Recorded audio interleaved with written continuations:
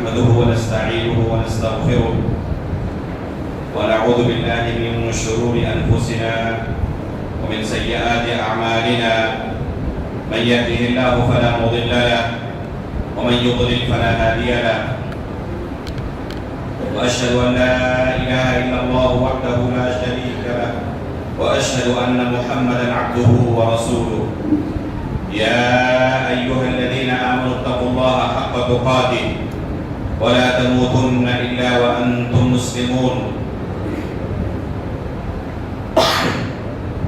يا أيها الناس اتقوا ربكم الذي خلقكم من نفس واحدة وخلق منها زوجها وبث منهما رجالا كثيرا ونساء واتقوا الله الذي تساءلون به والأرحام إن الله كان عليكم رقيبا يا أيها الذين آمنوا اتقوا الله وقولوا قولا سديدا يصلح لكم أعمالكم ويغفر لكم ذنوبكم ومن يطع الله ورسوله فقد فاز فوزا عظيما أما بعد فإن أصدق الحديث كتاب الله وأحسن الهدي هدي محمد صلى الله عليه وسلم وشر الأمور محدثاتها وكل محدثة بدعة وكل بدعة ضلالة وكل ضلالة في النار.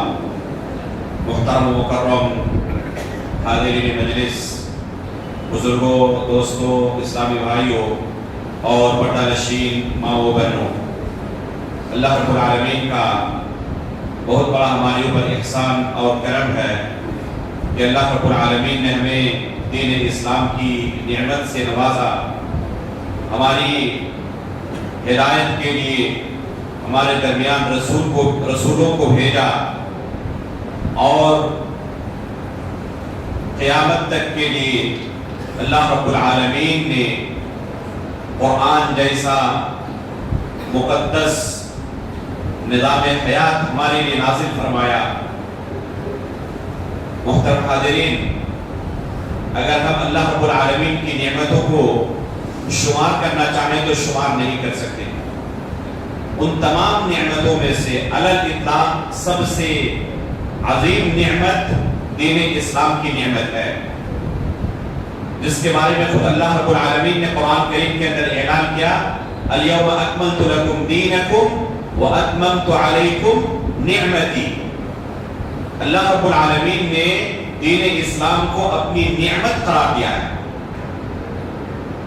نعمت کے بارے میں عمومی طور پر لوگوں کا ذہن یہ بنا ہوا ہے کہ جو نعمت انسان کو آسانی کے ساتھ حاصل ہو جاتی ہے اس نعمت کی اسے اتنی قدر نہیں ہوتی، لیکن اس نعمت کو حاصل کرنے کے لیے اگر اسے بہت ساری مشکلات کا سامنا کرنا پڑا ہو، جان اور مال کی بہت ساری قربانیوں کے بعد اس نعمت کو حاصل کیا ہو، تو وہ نعمت بڑی عظیم نعمت ہوتی ہے، اس کی بڑی قدر ہوتی ہے۔ ایک چھوٹی سی مثال میں آپ کے سامنے نعمت کے تعلق سے دینا چاہوں گا کہ پانی کی نعمت ایک بہت بڑی نعمت ہے۔ یہ پانی ہمیں آسانی کے ساتھ مل جاتا ہے، اپنے روم کے اندر صرف نل گھمائیں فوراً آسانی کے ساتھ پانی میسر ہے، اس کے لیے ہمیں کوئی محنت نہیں کرنی پڑی۔ حالانکہ اسی نعمت کو حاصل کرنے کے لیے خود ہمارے ملک کے اندر بعض علاقوں میں کئی کلومیٹر تک چل کر اپنے سر پر لاد کر اس پانی کو لانا پڑتا ہے۔ وہ ایک ایک قطرے پانی کی حفاظت کرتے ہیں، لیکن یہی نعمت جن لوگوں کو بغیر کسی محنت کے حاصل ہو جاتی ہے وہ اتنا پانی ضائع کر دیتے ہیں جتنا پانی دوسرے لوگ جو اپنے سروں پر لاد کر لاتے ہیں وہ دن بھر استعمال نہیں کرتے، بلکہ کئی دن اس پانی کو استعمال کر سکتے ہیں جتنا عام لوگ برباد کر دیتے ہیں۔ تو یہ نعمتوں کے متعلق عمومی لوگوں کا ذہن ہوتا ہے، جو نعمت جس آسانی سے مل جاتی ہے اس نعمت کی اسے اتنی قدر نہیں ہوتی۔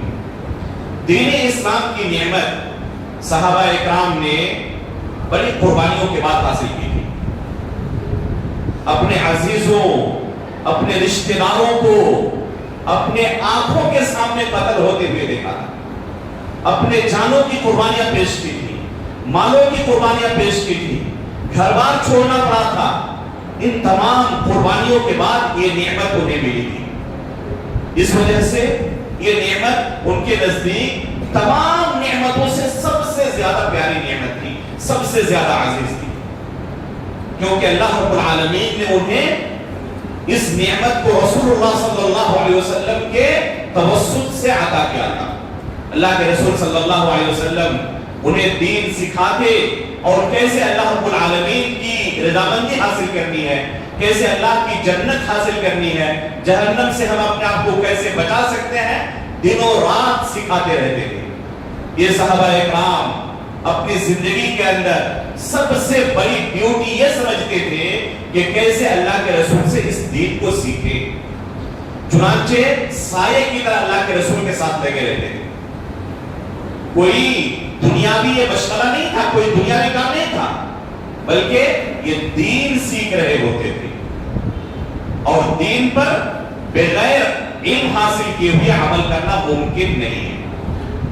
اللہ کے رسول صلی اللہ علیہ وسلم کو اللہ رب العالمین نے لوگوں کے درمیان معلم بنا کر بھیجا تھا، قرآن نازل کیا تھا، اور اللہ کے رسول کے بارے میں اللہ رب العالمین نے قرآن میں کیا کیا، لِتُبَيِّنَ لِلنَّاسِ مَا نُزِّلَ إِلَيْهِمْ، کہ جو اللہ رب العالمین کی طرف سے شریعت نازل کی گئی ہے لوگوں کے لیے، آپ اس شریعت کو لوگوں کو بیان کر دیں۔ يُعَلِّمُهُمُ الْكِتَابَ وَالْحِکْمَةَ، اللہ کے رسول لوگوں کو کتاب اللہ اور حکمت کی تعلیم دیتے تھے، تو اللہ کے رسول معلم تھے ان کے لیے، وہ اللہ کے رسول سے علم حاصل کرتے تھے، اور یہ علم حاصل کرنا اللہ رب العالمین کے متعلق، اللہ کے دین کے متعلق، رسول اللہ صلی اللہ علیہ وسلم کے متعلق، جس کے بارے میں ہر انسان کو قبر کے اندر سوال کیا جائے گا، یہ شریعت کو سیکھنا ہے، یہ دین کو سیکھنا ہے، اور دین پر عمل کرنا بغیر سیکھے ہوئے ممکن نہیں ہے۔ امام بخاری رحمہ اللہ اپنی صحیح کے اندر فرماتے ہیں، انما العلم بالتعلم، کہ علم سیکھنے سے آتا ہے، بغیر سیکھے ہوئے علم نہیں آتا۔ یہ صحابہ اکرام بعض نے 40 سال کی عمر میں اسلام قبول کیا، بعض نے 50 سال کی عمر میں، بعض نے 60-70 سال کی عمر میں، انہوں نے کبھی بھی یہ عام محسوس نہیں کیا کہ ہماری عمر اتنی زیادہ ہو چکی ہے، اب اس عمر دراز ماحول میں، کبر سنی میں کیسے ہم کسی کے سامنے طلب علم کے لیے بیٹھے۔ انہوں نے کبھی عار محسوس نہیں کیا، عمر کا بہانہ نہیں بنایا، بڑی عمر ہو جانے کے باوجود انہوں نے دین کا علم سیکھا، اور آنے والی نسل تک اس دین کو صاف شفاف شکل میں ایک دم اوریجنل اور اصل صورت میں پہنچا دیا۔ اللہ رب العالمین نے ان کے کندھوں پر یہ ذمہ داری عائد کی تھی، جس ذمہ داری کو انہوں نے بحسن و خوبی ادا کیا۔ میرے بھائیوں، ہم اسی نبی کی امتی ہیں، اس دین پر اگر ہم بھی صحیح طریقے سے عمل کرنا چاہیں، جس کے ہم مکلف ہیں، تو بغیر اس دین کو سیکھے ہوئے عمل نہیں کر سکتے۔ علم کا ایک ادنا درجہ یہ ہے کہ جس کا سیکھنا ہر مسلمان پر فرض ہے۔ وہ ادنا درجہ کون سا ہے؟ جس سے ایک انسان مسلمان باقی رہ سکے۔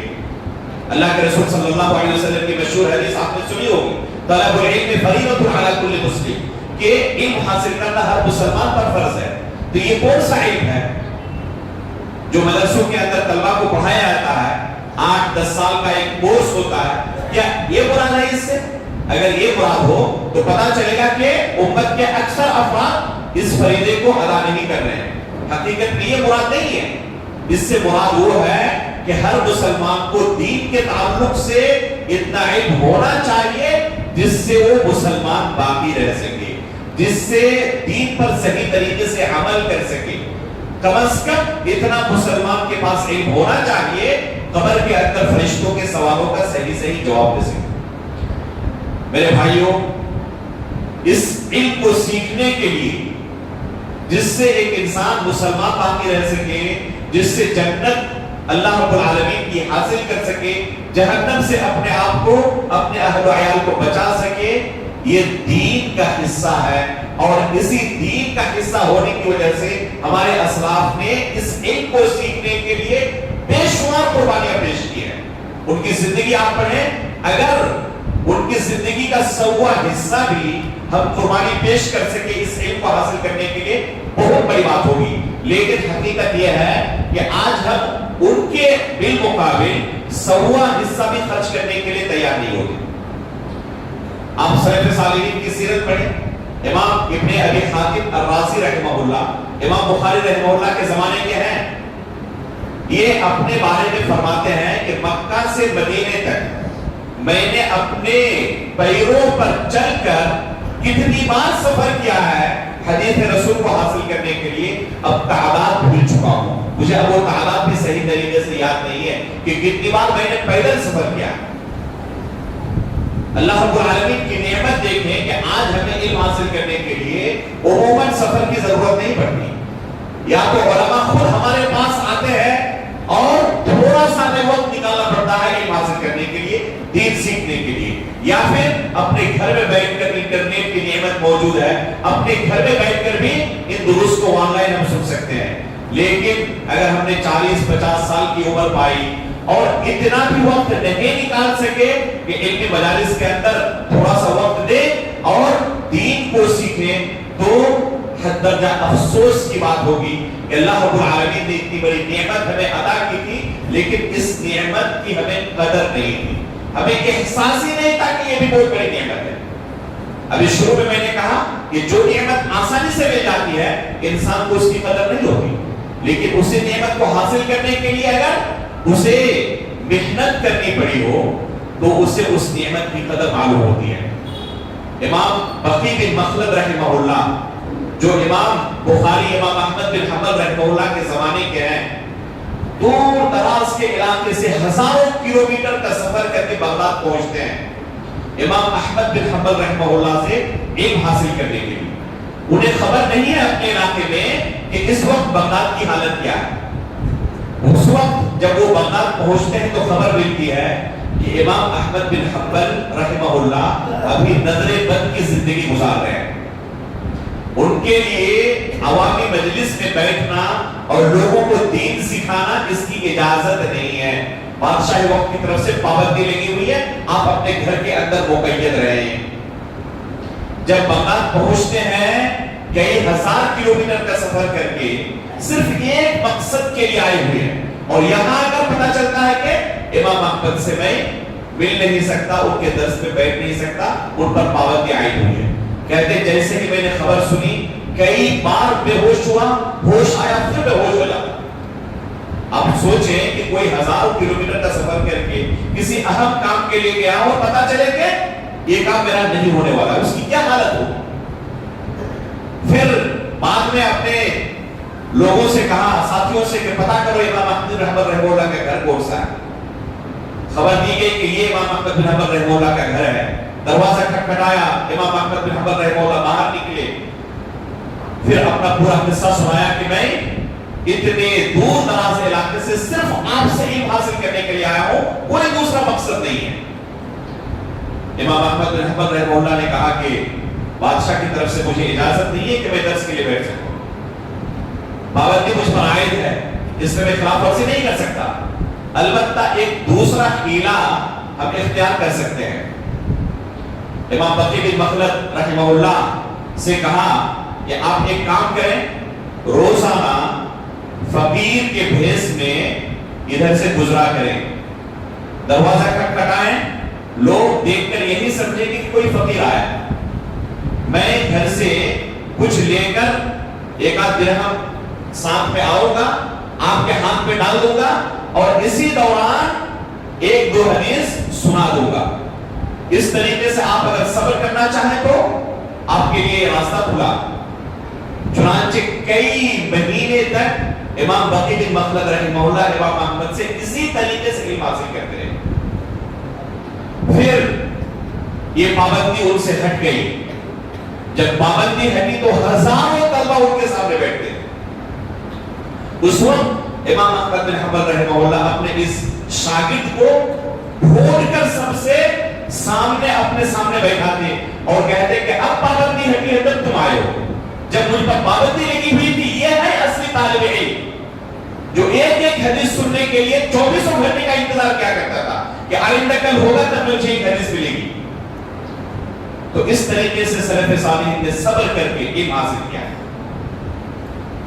آج ہماری حالت یہ ہے کہ اگر ہمیں آدھا گھنٹہ 1 گھنٹہ بیٹھنا پڑے، کبھی درس لمبا ہو جائے تو پتا چلے کہ اب لوگ ہی نہیں ہیں۔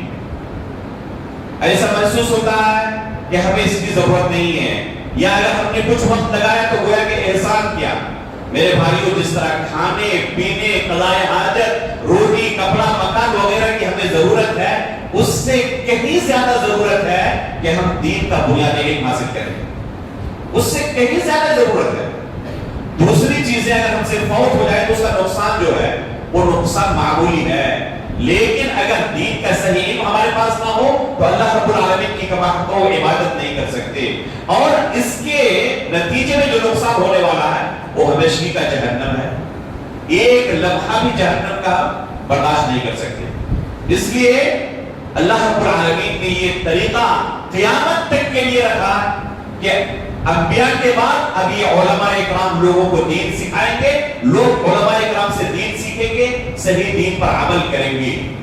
اللہ کے فضل و کرم سے اس مسجد کے اندر اور بھی بہت سارے مساجد کے اندر دروس کا سلسلہ قائم ہے۔ اللہ رب العالمین جزائے خیر دے ان تمام لوگوں کو جنہوں نے ان دروس کو قائم کرنے میں اپنا ادنا سے ادنا بھی کوئی تعاون پیش کیا ہے، جس کا علم صرف اللہ رب العالمین کو ہے، لوگ نہیں جانتے۔ اللہ رب العالمین سب کے میزان حسنات میں ان خدمات کو شمار فرمائے۔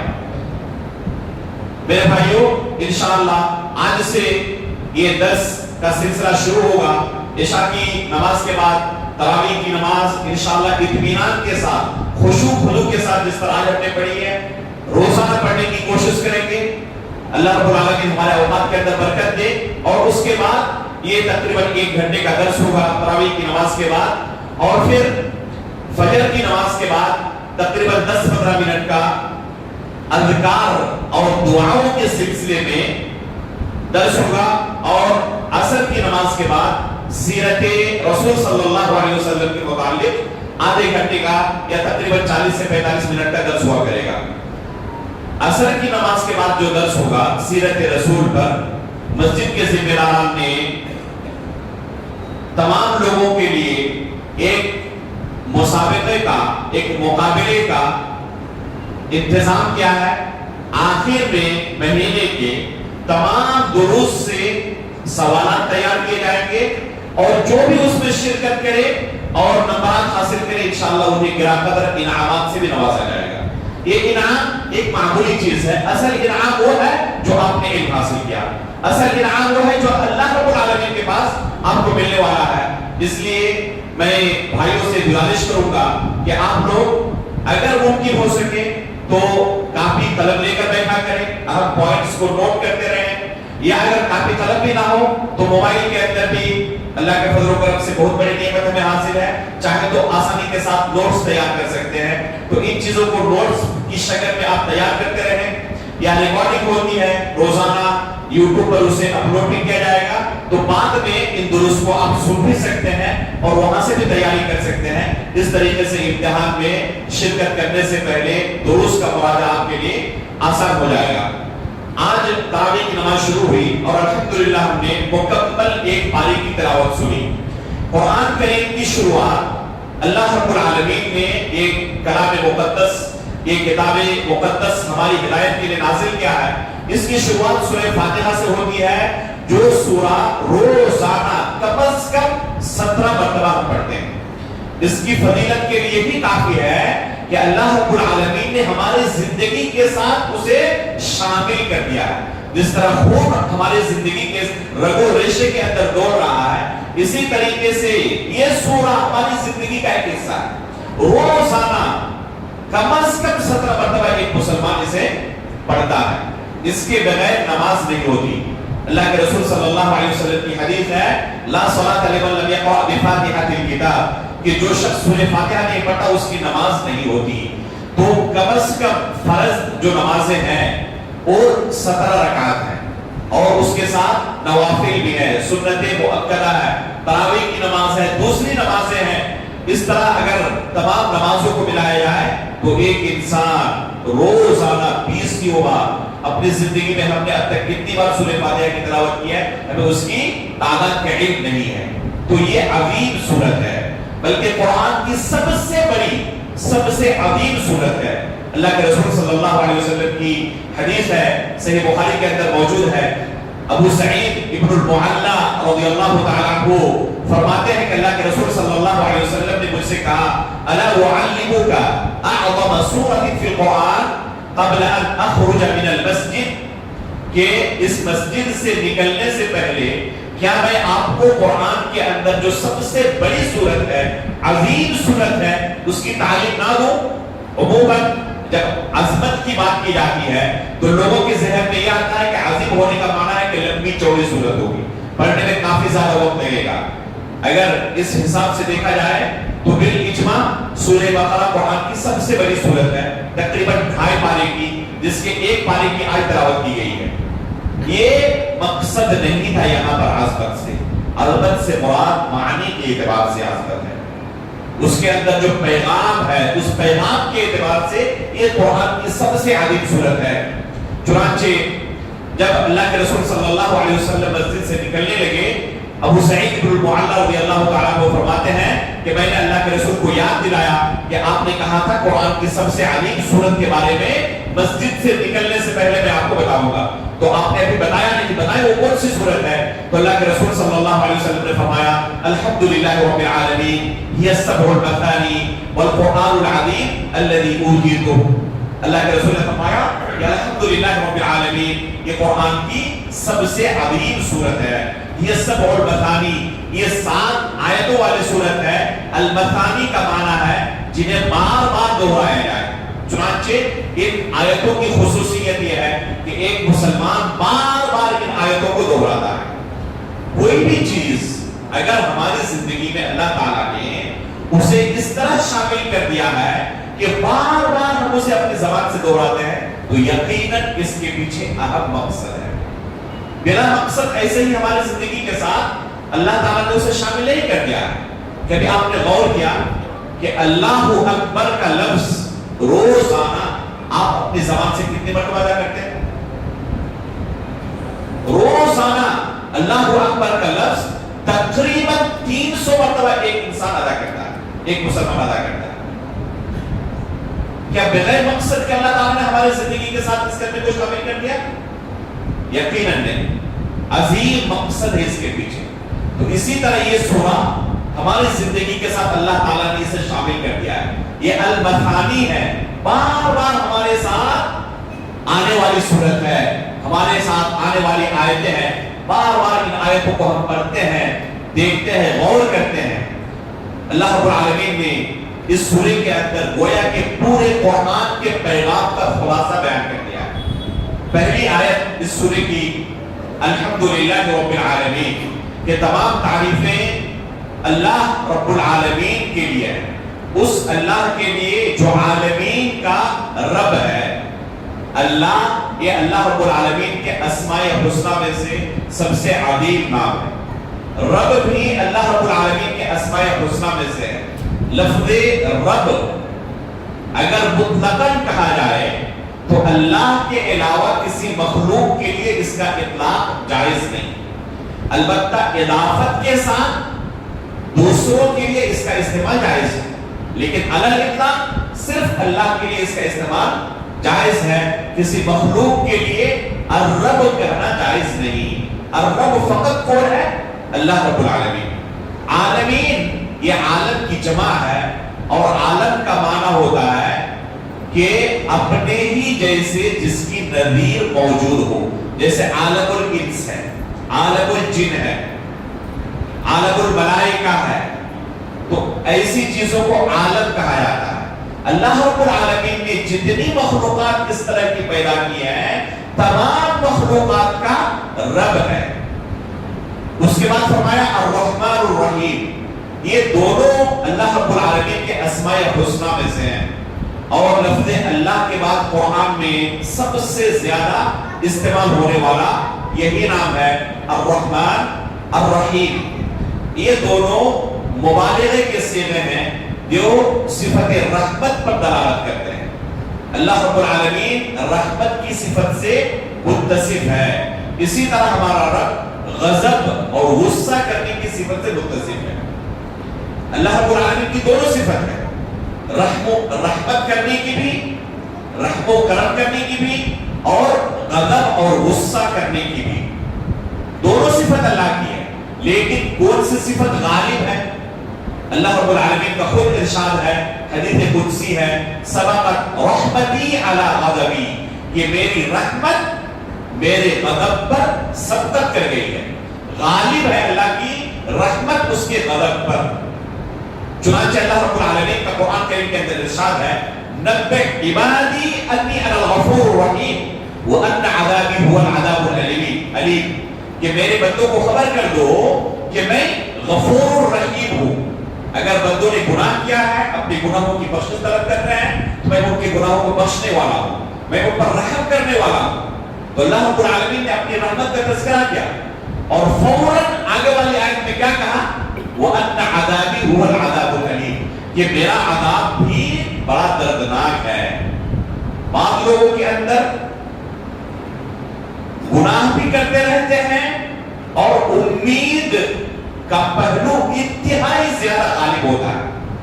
انہیں نصیحت کی جائے کہ گناہ سے توبہ کرو، تو کیا کہتے ہیں کہ اللہ تعالیٰ رحیم ہے، کریم ہے، تو یہ طریقہ غلط ہے۔ اللہ تعالیٰ رحیم ہے، لیکن اللہ کی اطاعت کرنے کے ساتھ ساتھ تم یہ اللہ رب العالمین سے امید رکھو کہ اپنی رحمت سے اللہ رب العالمین میری عبادت کو قبول کرنے والا ہے۔ یہ نہیں کہ تم گناہ کے اندر ملوث رہو، جاری رکھو اور اوپر سے یہ کہو کہ اللہ تعالیٰ رحیم ہے، کریم ہے۔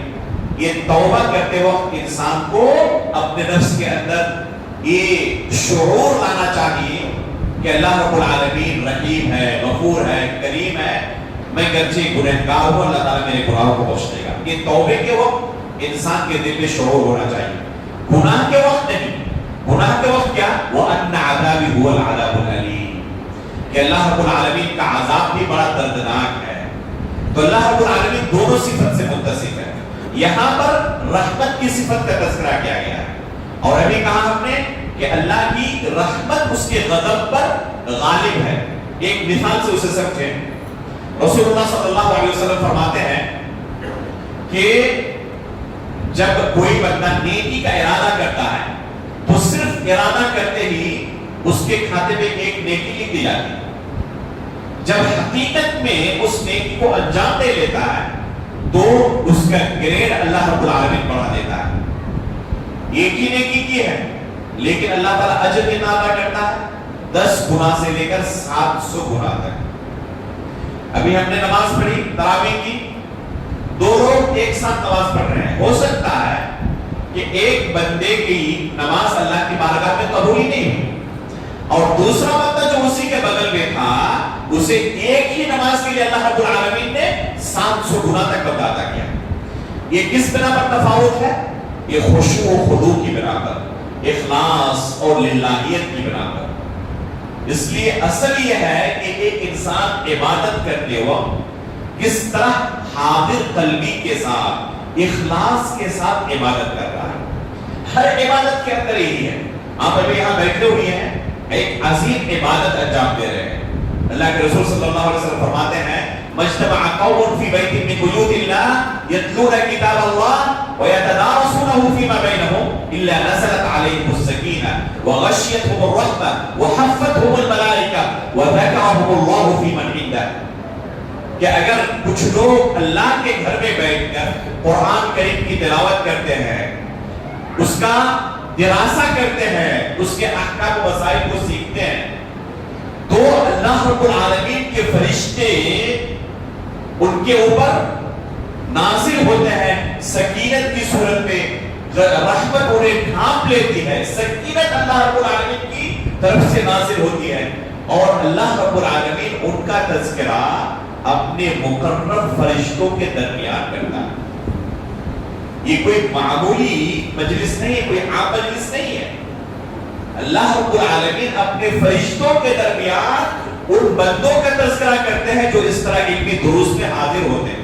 یہاں تک کہ بعض روایتوں کے اندر آتا ہے فرشتے کہتے ہیں کسی شخص کے بارے میں کہ اللہ رب العالمین فلاں بندہ اس مجلس کے اندر بیٹھا تو ہے لیکن درس سننے کے لیے نہیں بلکہ اپنے کسی کام سے آیا ہوا، تو جواب کیا ملتا ہے؟ وہ قوم لا یشقی بہم جلیسہم، گرچہ وہ اس مقصد کے تحت وہاں نہیں ہے لیکن یہ مجلس اتنی مبارک ہے، اتنے پاک لوگ ہیں یہ کہ ان کے ساتھ رہنے والا بدبخت نہیں ہوگا، ان کے ساتھ رہنے والا سعادت مند ہے۔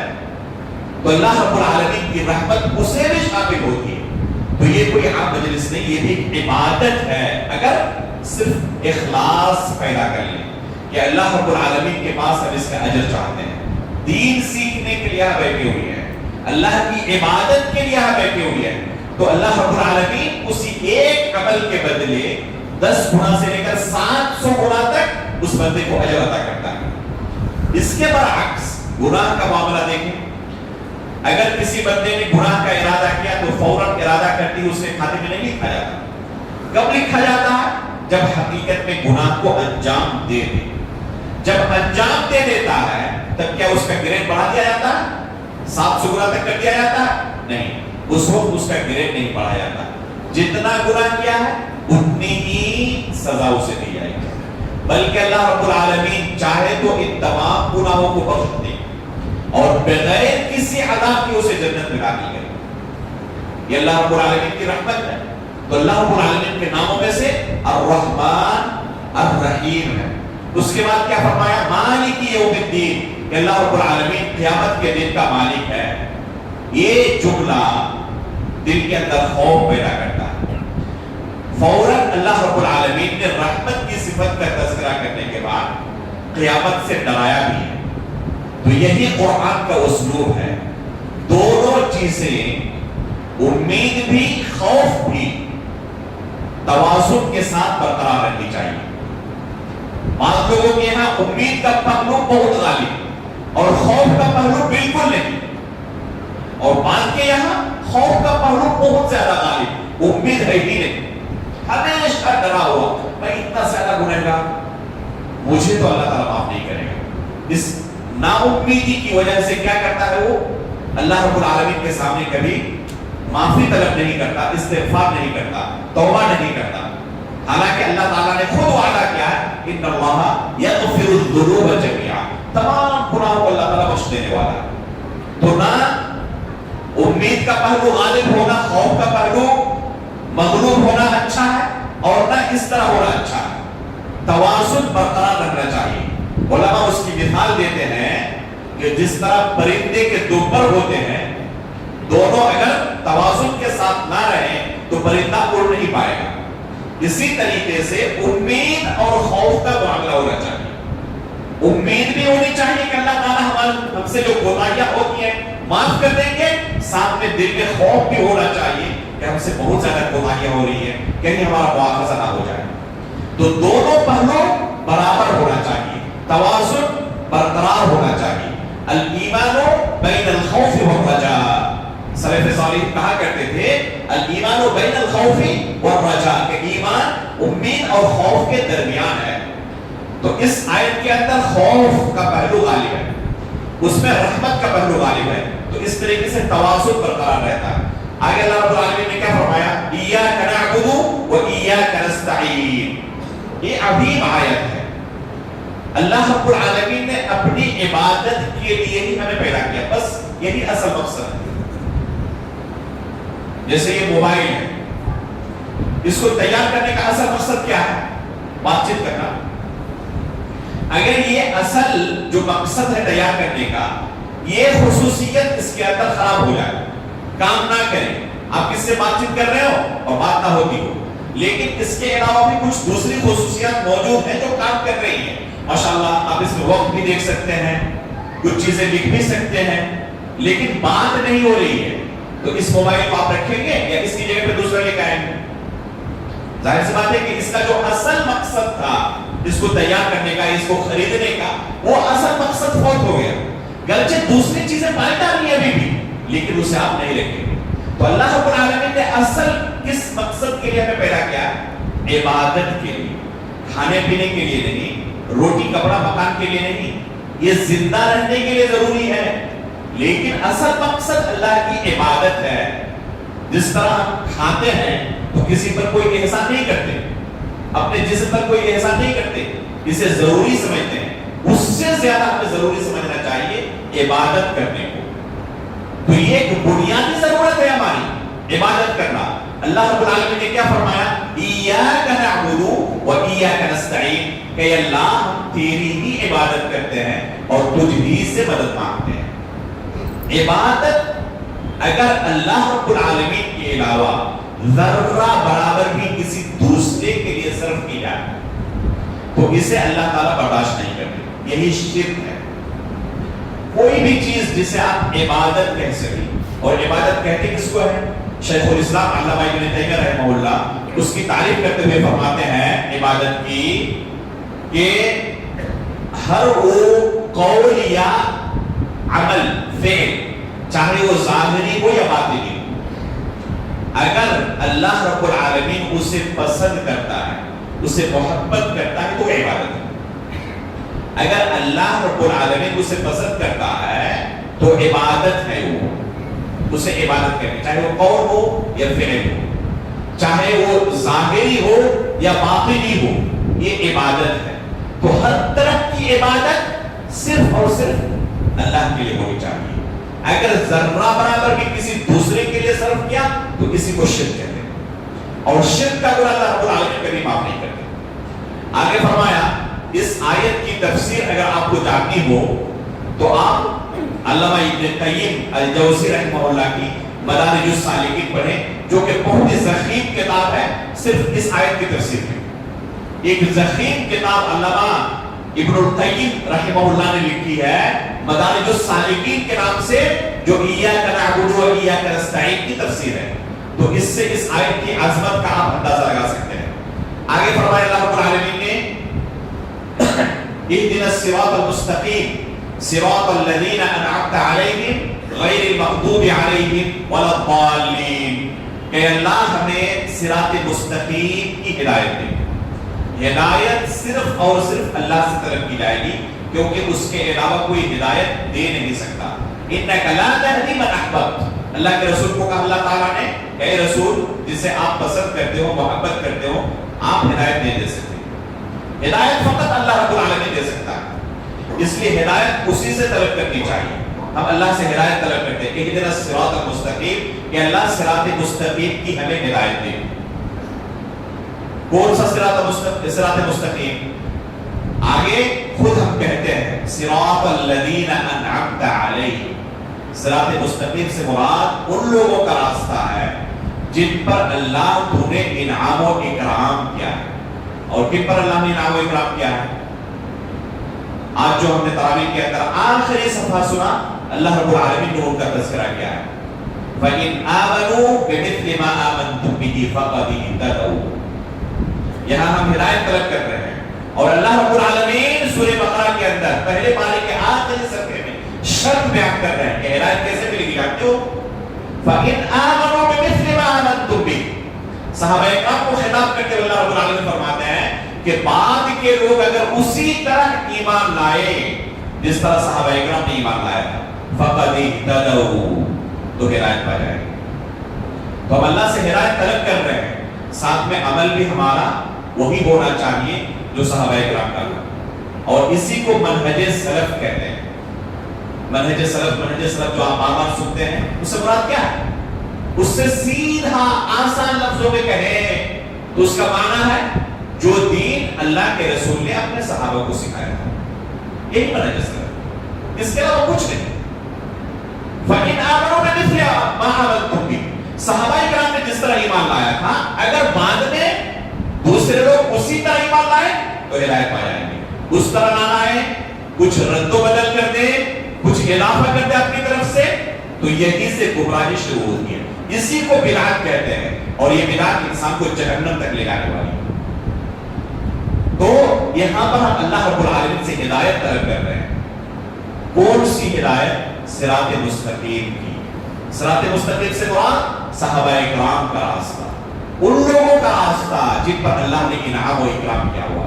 ساتھ میں ہم مزید قید لگاتے ہیں غیر المغضوب علیہم، جن پر اللہ نے غضب نازل کیا ہے، ہمیں ان کے راستے پر نہ چلا۔ اللہ کے رسول اس کی تفسیر کرتے ہوئے کہتے ہیں کہ اس سے مراد یہود ہے، اللہ تو یہود کے راستے پر ہمیں نہ چلا۔ آگے کہتے ہیں وَلَا الضَّالِّينَ، اور جو گمراہ ہیں ان کے راستے پر بھی اللہ تو ہمیں نہ چلا۔ اللہ کے رسول فرماتے ہیں کہ یہاں پر ضالین سے مراد نصارہ ہے، یعنی نصارہ کے راستے پر بھی نہ چلا ہمیں، یہود کے راستے پر بھی نہ چلا، نصارہ کے راستے پر بھی نہ چلا، سلف صالحین کے راستے پر چلا۔ یہ ہر نماز میں ہم دعا کرتے ہیں۔ کیوں یہود کو مغضوب علیہم کہا گیا، نصارہ کو گمراہ کہا گیا؟ اس وجہ سے کہ یہود کے پاس علم کافی تھا، عمل اس کے برخلاف تھا۔ نصارہ کے پاس عمل بہت تھا لیکن علم نہیں تھا، اور یہ دونوں چیزیں غلط ہیں۔ انسان بغیر علم کے عمل نہیں کر سکتا، اور علم حاصل کرنے کے بعد عمل کرنا ضروری ہے۔ آپ نے سب کچھ سیکھ لیا لیکن آپ کا عمل آپ کے علم کے خلاف ہے، تو یہ علم آپ کے خلاف حجت کرنے والا ہے۔ اللہ کے رسول فرماتے ہیں القرآن حجت لک او علیک، یہ قرآن جو ہے یا تو قیامت کے دن تمہارے لیے حجت کرنے والا ہے یا تمہارے خلاف حجت کرنے والا ہے۔ اس لیے کوشش کریں یہ قرآن ہمارے لیے حجت ہو، ہمارے خلاف حجت نہ ہو۔ یہ سورہ فاتحہ کی انتہائی مختصر آپ کے سامنے تفسیر کی گئی۔ آپ چاہیں تو اردو زبان میں سورہ فاتحہ کی تفسیر، بہترین تفسیر پڑھ سکتے ہیں۔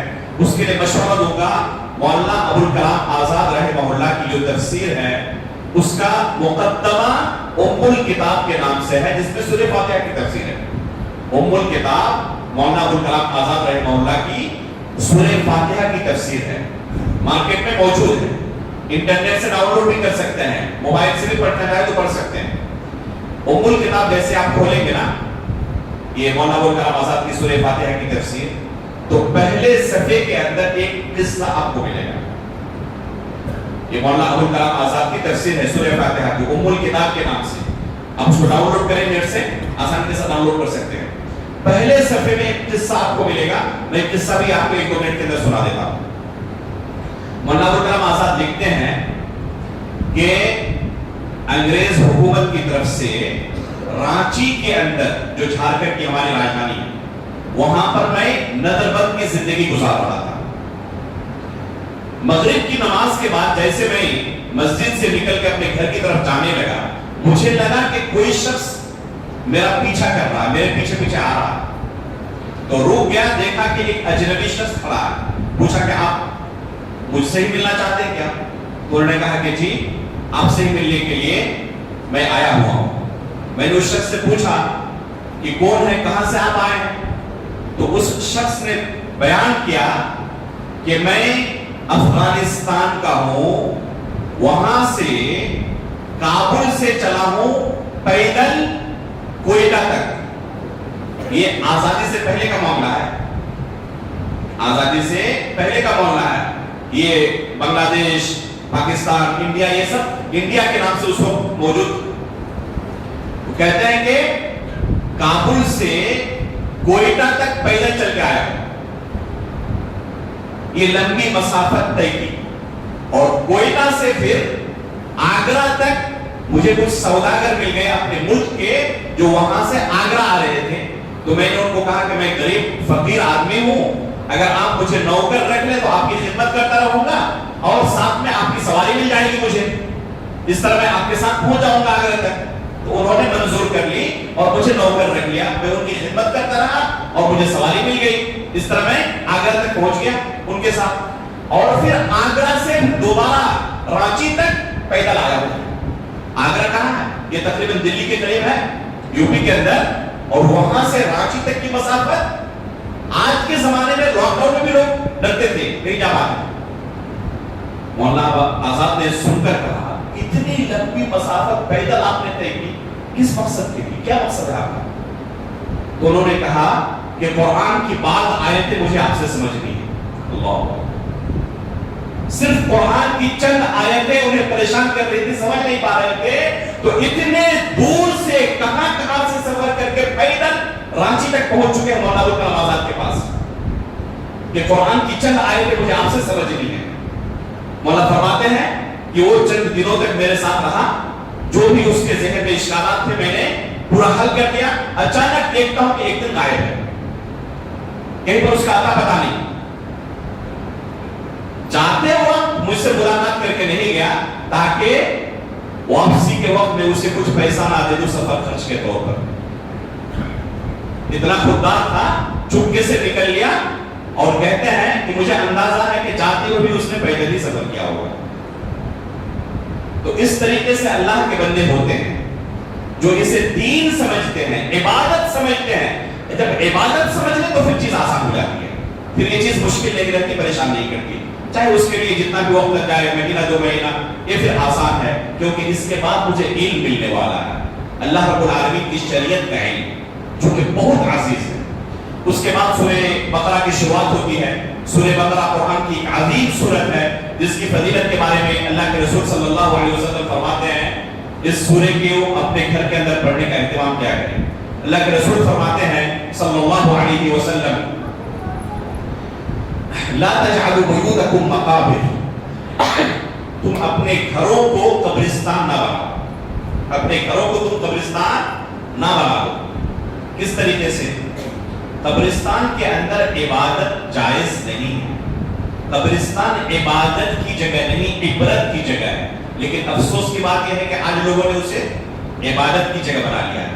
وہاں پہ جا کے نماز پڑھتے ہیں، قبر کے اوپر سجدہ کرتے ہیں، قرآن خوانی کرتے ہیں اور نہ جانے کون سی عبادتیں کرتے ہیں. اور قبرستان عبادت کی جگہ نہیں. اللہ کے رسول فرماتے ہیں کہ اپنے گھر کو قبرستان نہ بناؤ، اپنے گھر کے اندر عبادت کیا کرو. آگے فرماتے ہیں فَإِنَّ الشَّيْطَانَ يَنْفِرُ مِنَ الْبَيْتِ الَّذِي تُقْرَأُ فِيهِ سُورَةُ الْبَقَرَةِ، شیطان اس گھر سے بھاگ جاتا ہے جس گھر میں سورہ بقرہ کی تلاوت ہوتی ہے. جس گھر میں سورہ بقرہ کی تلاوت ہوتی رہتی ہو اس گھر میں شیطان اپنا اڈا اور بسرا نہیں بناتا. کہاں بناتا ہے؟ جہاں پر اس کے مزاج کے موافق چیزیں ملتی ہوں. ہمیشہ ڈی جے بجتا رہتا ہو، ناچ گانے کی چیزیں بجتی رہتی ہوں. شیطان جن چیزوں کو پسند کرتا ہے ان چیزوں کو آپ نے اپنے گھروں کے اندر جگہ دی ہوئی ہوگی تو شیطان وہاں نہیں بسے گا تو فرشتے بسیں گے. اگر ہم چاہتے ہیں کہ ہمارے گھروں کے اندر فرشتوں کا بسیرا ہو، شیطان کا نہیں، تو اپنے گھروں کے اندر سورہ بقرہ کی بالخصوص اور بالعموم قرآن مجید کی تلاوت کا اہتمام کیا کریں. قرآن مجید کی تلاوت کریں، اپنے بچوں کو کرائیں. اللہ کے رسول فرماتے ہیں فَإِنَّ الشَّيْطَانَ يَنْفِرُ مِنَ الْبَيْتِ الَّذِي تُقْرَأُ فِيهِ سُورَةُ الْبَقَرَةِ، جس گھر میں سورہ بقرہ کی تلاوت ہوتی ہے شیطان وہاں جگہ نہیں بناتا، وہاں سے بھاگ جاتا. اس سورے کے شروع میں اللہ رب العالمین نے کیا فرمایا؟ الف لام میم ذالک الکتاب لا ریب فیہ ھدی للمتقین. یہ الف لام میم کا کیا معنی ہے؟ راجح قول کے مطابق اس کا معنی فقط اور فقط اللہ رب العالمین جانتے ہیں، اس کے علاوہ کوئی نہیں جانتا کہ اس کا صحیح معنی کیا ہے. بہت سارے اقوال موجود ہیں مفسرین کے، لیکن جو راجح وہی کہ اللہ تعالیٰ کے علاوہ کوئی اس کا حقیقی معنی نہیں جانتا. ذالک الکتاب لا ریب فیہ ھدی للمتقین، یہ قرآن کے بارے میں اللہ رب العالمین نے بیان کیا کہ یہ قرآن ہدایت کی کتاب ہے. ھدی للمتقین، یہ ہدایت کی کتاب ہے، جو اسے پڑھے گا وہ گمراہ نہیں ہوگا. کچھ لوگ کیا کہتے ہیں؟ قرآن نہ پڑھو، پڑھنے جاؤ گے تو گمراہ ہو جاؤ گے. قرآن پڑھنے والا گمراہ نہیں ہوگا. اللہ تعالیٰ نے خود قرآن میں کہا ھدی للمتقین، یہ متقیوں کے لیے ہدایت کی کتاب ہے. قرآن پڑھنے والا گمراہ ہوگا؟ خود اللہ تعالیٰ نے اعلان کیا ان ھذا القرآن یہدی للتی ہی اقوم، یہ قرآن جو ہے وہ جس راستے کی طرف رہنمائی کرتا ہے وہ انتہائی سیدھا راستہ ہے، صراط مستقیم ہے. شہر رمضان الذی انزل فیہ القرآن ھدی للناس، ان لوگوں کے لیے ہدایت کے لیے نازل کی گئی ہے. تو یہ ہدایت کی کتاب ہے، اس سے پڑھ کر لوگ ہدایت حاصل کریں گے. اس کے بعد اللہ رب العالمین نے ایک اہم مسئلے کا تذکرہ کیا کہ کلمہ لا الہ الا اللہ کے اقرار اور انکار کے اعتبار سے لوگوں کی کل 3 قسمیں ہیں. یہ مسئلہ عقیدے کا ہے اور بڑا اہم مسئلہ ہے. لا الہ الا اللہ کے اقرار اور انکار کے اعتبار سے پوری دنیا کے اندر لوگوں کے ہم کتنی قسمیں بنا سکتے ہیں؟ 3 قسمیں. یا تو اس کے اقرار کرنے والے زبان اور دل کے ساتھ، یا اس کا بالکل یا انکار کرنے والے یا صرف زبان سے اقرار کرنے والے، دل سے نہیں. پہلے قسم کو کیا کہیں گے؟ مومن کہیں گے، جو دل سے بھی اور زبان سے بھی اقرار کرتے ہیں. تو اللہ رب العالمین نے ان کا تذکرہ سب سے پہلے کیا اور کہا الذین یؤمنون بالغیب ویقیمون الصلاۃ ومما رزقناہم ينفقون. یہاں سے کئی آیتوں کے اندر مؤمنین کا تذکرہ کیا. اس کے بعد کافروں کا تذکرہ کیا جو سرے سے اس کلمے کا اقرار ہی نہیں کرتے، اپنے آپ کو مسلمان ہونے کا دعویٰ نہیں کرتے. وہ کہتے ہیں کہ ہم غیر مسلم ہیں صراحت کے ساتھ، کوئی لاگ لپیٹ نہیں ہے. تو ایسے لوگ کیا ہے؟ کفار ہیں، جن کا تذکرہ اللہ تعالیٰ نے کیا ان الذین کفروا سواء علیہم اس آیت کے اندر. اور اس کے بعد قدر تفصیل کے ساتھ منافقین کا تذکرہ کیا وَمِنَ النَّاسِ مَن يَقُولُ آمَنَّا بِاللَّهِ وَبِالْيَوْمِ الْآخِرِ وَمَا هُمْ بِمُؤْمِنِينَ. بہت سارے لوگ زبانی طور پر کہتے ہیں کہ ہم نے اللہ پر ایمان لائے، یوم آخرت پر ایمان لائے، لیکن حقیقت میں یہ مؤمن نہیں ہے. یہ صرف زبان سے دعویٰ کرتے ہیں، دل ان کا ساتھ نہیں دیتا. اور صدق کے دل سے جب تک اقرار نہ کیا جائے، کلمہ لا الہ الا اللہ کے شروط میں سے ہے کہ صدق پایا جائے، کذب نہ ہو. اور یہ منافقین کذاب تھے، جھوٹے تھے اپنے دعوے میں کہ وہ بھی اس کلمے کا اقرار کرتے ہیں. تو ان تین قسم کے لوگوں کا تذکرہ کیا. نجات پانے والے فقط مؤمنین ہیں، اور کفار یہ جہنم کے اندر ہمیشہ ہمیشہ رہنے والے. اور منافقین کا ٹھکانہ ان المنافقین فی الدرک الاسفل من النار. اللہ تعالیٰ نے کہا کہ جہنم کے سب سے نچلے طبقے میں یہ منافقین رہیں گے، کیونکہ یہ دھوکہ دینے والے لوگ تھے، یہ لوگوں کو دھوکہ دیتے تھے. اس کے بعد اللہ رب العالمین نے پہلا حکم قرآن کے اندر آپ پڑھنا شروع کریں تو پائیں گے اللہ رب العالمین نے پہلا حکم دیتے ہوئے کہا یا ایھا الناس اعبدوا ربکم الذی خلقکم والذین من قبلکم لعلکم تتقون. یہ قرآن کے اندر پہلا حکم ہے. اور وہ حکم کس بارے میں ہے؟ اللہ کی عبادت کے بارے میں، کیونکہ اسی مقصد کے لیے ہمیں پیدا کیا اللہ تعالیٰ نے. یا ایھا الناس اعبدوا ربکم، اے لوگوں تو اپنے رب کی عبادت کرو. تو یہ قرآن کا پہلا حکم ہے، ہمیں اللہ کی عبادت کے لیے پیدا کیا گیا ہے. اور اللہ رب العالمین نے سب سے پہلے ہمیں اسی چیز کا حکم دیا ہے، یہی مقصد ہے ہمیں پیدا کرنے کا. اس کے بعد اللہ رب العالمین نے اس قرآن کو جو نازل کیا لوگوں کے سامنے چیلنج رکھا کہ اگر تمہارے پاس استطاعت ہے، اس قرآن کو تم اللہ کا کلام نہیں مانتے تو تم بھی کوشش کر کے اس طرح کا کلام پیش کر کے دکھاؤ. بس آسانی سے معاملہ حل ہو جائے گا. یا تو اسے اللہ کا کلام مان لو، یا اللہ کا کلام نہیں مانتے تو تم بھی اس طرح کا کلام پیش کرو. جب پیش نہیں کر سکے تو نتیجہ کیا نکلا کہ یہ اللہ کا کلام ہے. جب یہ اللہ کا کلام ہے تو اس کے حکم کے مطابق چلو جو اللہ نے حکم دیا ہے. بات کلیئر ہے. تو یہ منافق، یہ کفار، یہ مشرکین عاجز آگے اس جیسا کلام پیش نہیں کر سکے. اس کے بعد اللہ رب العالمین نے آدم علیہ السلام کی تخلیق کا قصہ پورا بیان کیا کہ ہم نے آدم علیہ السلام کو کیسے پیدا کیا، مٹی سے. فرشتوں سے مشورہ کیا، فرشتوں نے منع کیا. اللہ رب العالمین نے کیا کہا؟ انی اعلم ما لا تعلمون، کہ میرے پاس علم ہے جو تمہارے پاس نہیں ہے. یہاں سے علم کی فضیلت ثابت ہوتی ہے. قل هل يستوي الذين يعلمون والذين لا يعلمون. علماء اور غیر علماء دونوں برابر نہیں ہو سکتے. جن کے پاس علم ہے، جن کے پاس نہیں ہے، دونوں کو آپ ایک ترازو پر تول نہیں سکتے. دونوں کے درمیان زمین و آسمان کا فرق ہے. اور یہ فرق اللہ تعالیٰ نے بنی آدم کو پیدا کرنے کے بعد فوراً دکھایا. فرشتوں کو کہا بنی آدم علیہ السلام کو سجدہ کرنے کے لیے. فرشتوں نے سجدہ کیا، ابلیس نے انکار کر دیا. آدم علیہ السلام کو سجدہ کرایا گیا کس بنا پر؟ علم کی بنا پر. اللہ رب العالمین نے علم کی فضیلت ثابت کی اس قصے کے اندر کہ کیسے علم رکھنے والا ان سے افضل ہے جن کے پاس علم نہ ہو. اللہ رب العالمین نے آدم کو علم عطا کیا کہ ان چیزوں کے نام یہ ہیں. فرشتوں کو علم نہیں دیا. امتحان لیا، علم تھا پاس ہو گئے، علم نہیں تھا ناکام ہو گئے. اللہ رب العالمین نے واضح طور پر یہ برتری ثابت کی کہ علم والا ہمیشہ جن کے پاس علم نہیں ان سے برتر رہنے والا. اس کے بعد اللہ رب العالمین نے بنی اسرائیل کا واقعہ تفصیل کے ساتھ یہاں پر بیان کیا ہے. بچڑے کی پوجا انہوں نے شروع کر دی. اللہ رب العالمین نے جس عبادت کے لیے پیدا کیا تھا اللہ کے ساتھ یہ کیا کرنے لگے؟ شرک کرنے لگے. اللہ رب العالمین نے بہت ساری نعمتوں سے انہیں نوازا تھا. من و سلوہ ان کے لیے نازل کرتا تھا اللہ رب العالمین. بغیر کسی محنت کے انہیں یہ نعمت ملتی تھی. کھانے کے لیے فکر نہیں تھی ان کی کیسے روزی کمائیں کیسے کھائیں. شروع میں ہم نے کہا نا کہ نعمت بغیر کسی محنت کے مل جائے تو اس کی قدر نہیں ہوتی. من و سلوہ بھی مل جائے تب بھی قدر نہیں ہوتی. بغیر کسی محنت کے انہیں کھانا مل رہا تھا, پسند نہیں آیا, کیا کرنے لگے؟ پیاز لہسن وغیرہ یہ چیزیں چاہیے, دال اور یہ سب چیزیں چاہیے. اللہ رب العالمین نے کہا کہ ان معمولی چیزوں کی بنا پر کس عظیم نعمت کو ٹھکرا رہے ہو. لیکن جب انسان کے دماغ میں شیطان سوار ہو جائے تو نتیجہ یہی نکلتا ہے جو بنی اسرائیل کے ساتھ پیش آیا تھا.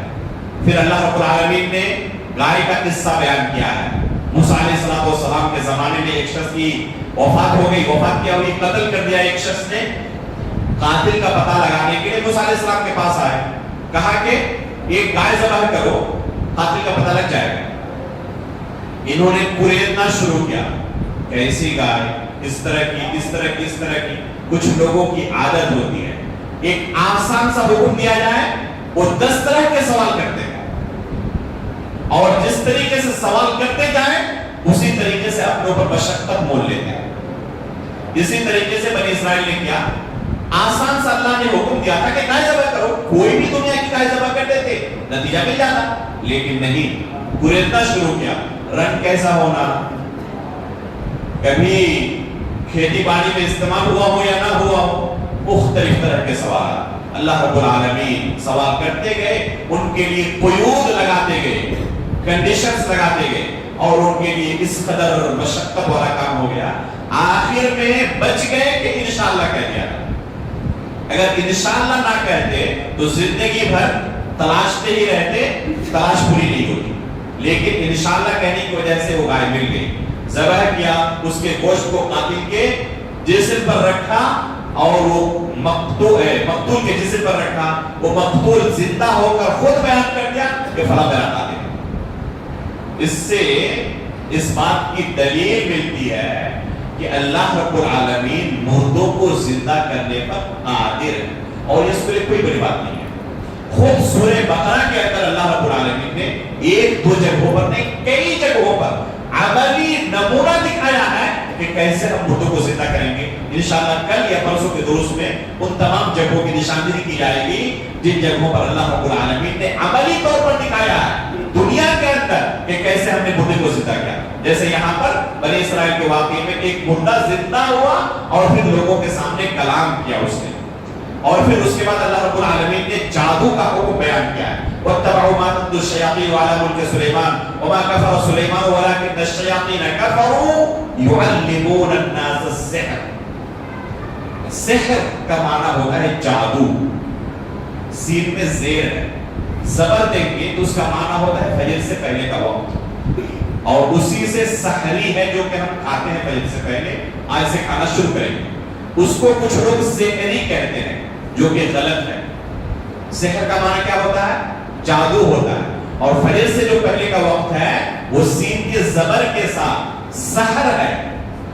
اللہ کے رسول نے فرمایا تسحروا فإن فی السحور برکہ, تو وہ سین کے زبر کے ساتھ ہے. سحری, سحر کے وقت کھایا جانے والا کھانا. تو جادو یہ کفر ہے. اس آیت کے اندر ایک دو نہیں 10 دلیلیں موجود ہیں. استاد محترم شیخ عبدالرزاق البدر حفظہ اللہ اس آیت کی تفسیر کرتے ہوئے ان تمام دلائل کو ذکر کرتے ہیں کہ 10 دلیلیں موجود ہیں کہ جادو کرنا کفر ہے. ہمارے معاشرے کے اندر بہت سارے لوگ اسے جرم ہی نہیں سمجھتے. جادو کرتے ہیں, جادو سیکھتے ہیں, جادو سیکھنا, جادو کرنا, یہ سب کے سب کفر ہے. یہاں تک کہ لطف اندوز ہونا कहीं पर जादू का खेल चल रहा है, हम जाके खड़े हो गए और मुतफद्दुस हो रहे हैं, देख रहे हैं, मजा लूट रहे हैं, ये भी कम से कम हराम है, जायज नहीं है। बहुत सारे लोग जाए भी ना तो मोबाइल पर जादू के वीडियोस देखते रहते हैं, जायज नहीं है, ये कुफ्रिया अमल है। और इसकी सजा अगर इस्लामी हुकूमत हो तो जादूगर की सजा कत्ल है। खुद सहाबा इकराम के जमाने में कई जादूगरों को कत्ल किया गया। तो जादू करना इंतहाई सख्त जुर्म है। अल्लाह रब्बुल आलमीन ने इस आयत के अंदर बयान किया है कि जादू करने वाला काफिर हो जाता है, मुसलमान बाकी नहीं रहता। और उसके बाद इब्राहिम और इस्माइल अलैहिस्सलाम का किस्सा बयान किया कि कैसे वो दोनों ने खाने काबा की तामीर की। वही यरफउ इब्राहीमुल क़वाइद मिनल बैत व इस्माइल रब्बना तक़ब्बल मिन्ना इन्नका अंतस समीउल अलीम। इसमें खाने काबा की तामीर का तज़किरा है। और फिर आखिरी सफ़े के अंदर जिसकी तरफ अभी आपके सामने इशारा किया गया, फ़इन आमनू बिमिस्लि मा आमनतुम बिही फ़क़द इह्तदौ, मनहज सलफ की बहुत बड़ी दलील कि हम उस वक्त तक हिदायत नहीं पा सकते जब तक उसी तरीके को इख्तियार ना करें जो तरीका सलफ़ सालिहीन सहाबा इकराम ताबईन का तरीका था, उस वक्त तक हम हिदायत नहीं पा सकते। इसी में हिदायत मुज़मर है, इसके अलावा जो भी रास्ते हैं वो जहन्नम की तरफ ले जाने वाले रास्ते हैं। अल्लाह रब्बुल आलमीन से हम दुआ करते हैं कि अल्लाह रब्बुल आलमीन हमारे दिलों के अंदर इखलास पैदा करे, अल्लाह रब्बुल आलमीन हमारे वक्त के अंदर बरकत अता फरमाए, अल्लाह रब्बुल आलमीन हमारे काम के अंदर, अल्लाह रब्बुल आलमीन हमारे माल दौलत के अंदर, अल्लाह रब्बुल आलमीन हमारी सेहत के अंदर, इबादत के अंदर बरकत अता फरमाए। इन दुरूस में हाजिर रहना हमारे लिए आसान बना दे। अल्लाह रब्बुल आलमीन गैबी मदद फरमाए कि इन औहाद की वजह से हमारे आम मुआशरे के अंदर भी और आम जिंदगी के अमाल के अंदर कोई खलल ना पड़े। आमीन तक़ब्बल रब्बुल आलमीन व सल्लल्लाहु अला नबीना मुहम्मद सुब्हानक अल्लाहुम्मा व बिहम्दिका अशहदु अन ला इलाहा इल्ला अंता अस्तगफिरुका व अतूबु इलैक।